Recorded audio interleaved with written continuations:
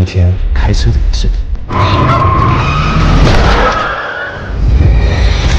开这么慢，你存心挡道是不是？是你超速追尾，你要负全责。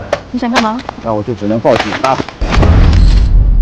扎实磊平之后，也是你掌控着局面。不能报警。四个人呢？我不想这辈子就这样完，交给我好吗？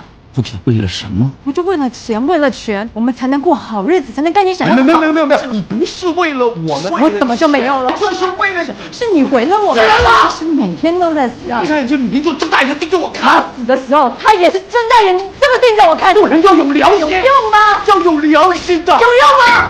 死了，人死了。人不为己，天诛地灭。你跟他说了我都要么跟我去自首，要么把他交给我。自首吧。宁浩正是因为对你的感知，给了你机会，才害死自己。